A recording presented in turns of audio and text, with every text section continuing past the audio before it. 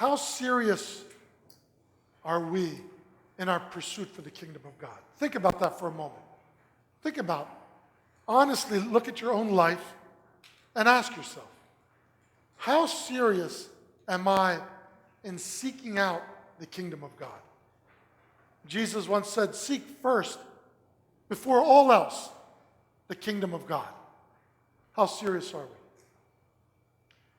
This month of January, we celebrate a number of saints that all saints give a stark contrast about how serious they are in their pursuit for the kingdom of God.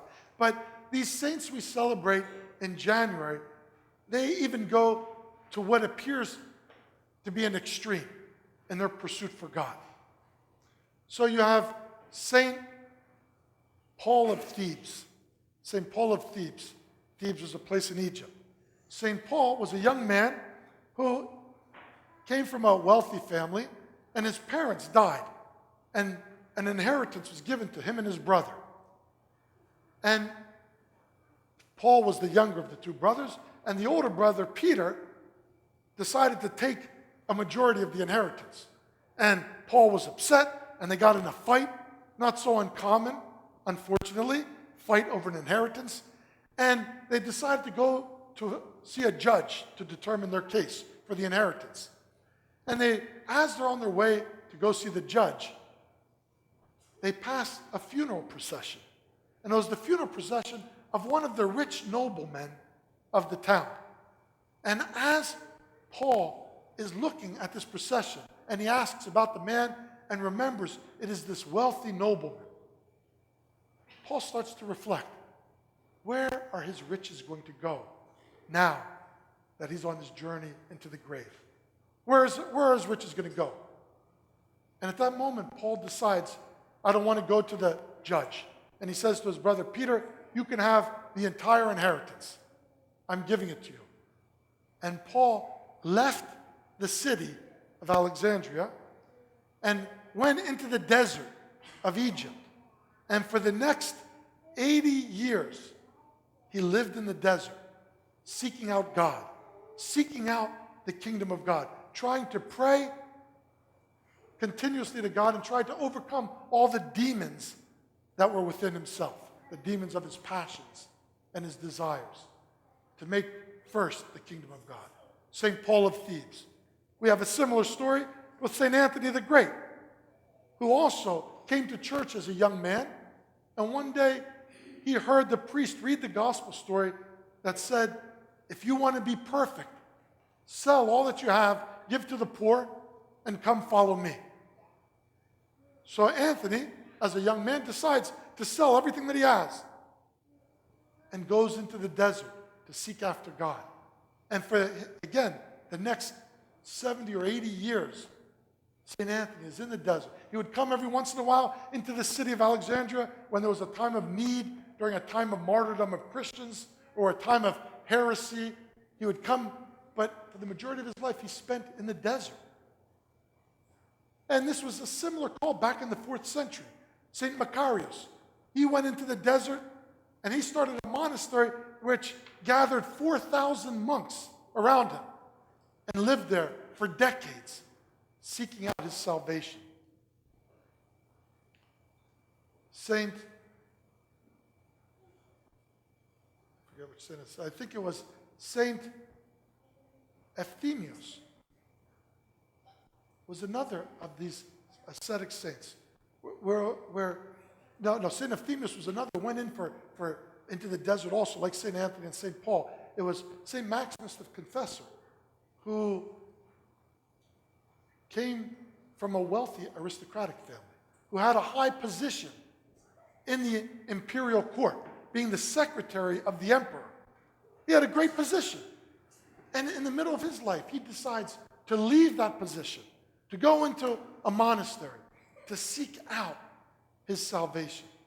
And there was one other saint, I forget which one it was, who at 12 years old, Saint Paul the Hut Dweller, who at 12 years old, imagine our kids who are 12 years old, he decides to leave his family, and his father was a Roman senator, He came from an aristocratic family. He decides to leave his family at the age of 12 and to go seek his salvation. And he ends up living in a hut, a simple little hut, for the remaining time of his life. In poverty, yet seeking out constant prayer to God and trying to do good works to those in need. These are extreme examples.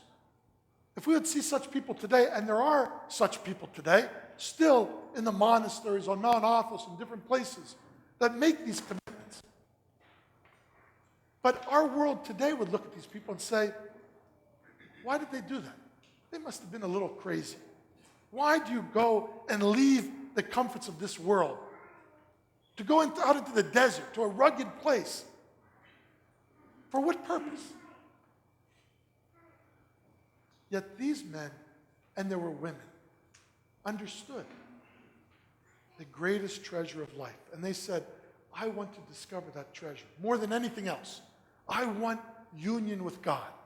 I want to inherit the kingdom of God and start experiencing it here and now.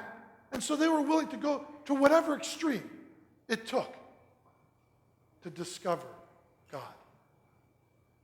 Now think about their radical commitment. And then think about our effort. What effort do we do to seek out God? We live in a day and age where everyone wants to be comfortable.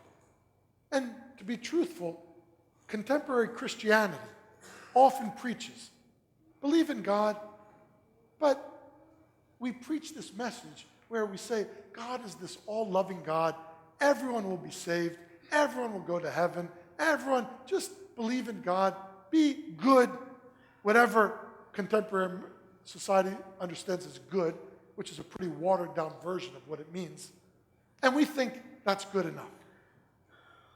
That wasn't good enough for these saints because they understood God's love is an unconditional love. He loves all of us. He desires every person to be saved. He wants everyone in this church to be saved as well as every person in the world to be saved. So God's love is truly unconditional. The problem, though, isn't God's love. It's how we receive that love. Are we opening up our hearts, opening up our souls to receive God in his fullness? Many of us, all of us, have certain passions, certain desires, certain habits that hinder God's love from coming to us. It's not God's love. That's not God holding back his love. It's us with whatever's inside our soul that blocks God's love from coming to us. This is what these great saints were seeking to remove. They would go into the desert to pray, to know themselves, to know where their passions and their sinful failings were, so that they could confess them, they could overcome them, and they could open up their hearts to receive God's grace completely. That's what we have to do. Those saints understood Jesus' words when Jesus said, narrow is the path, narrow is the gate that leads into the kingdom of heaven. Wide is the path of destruction, but very narrow, and few people will enter that path. Do we want to be among those few people to enter that path into the kingdom of God? Let's think about that today.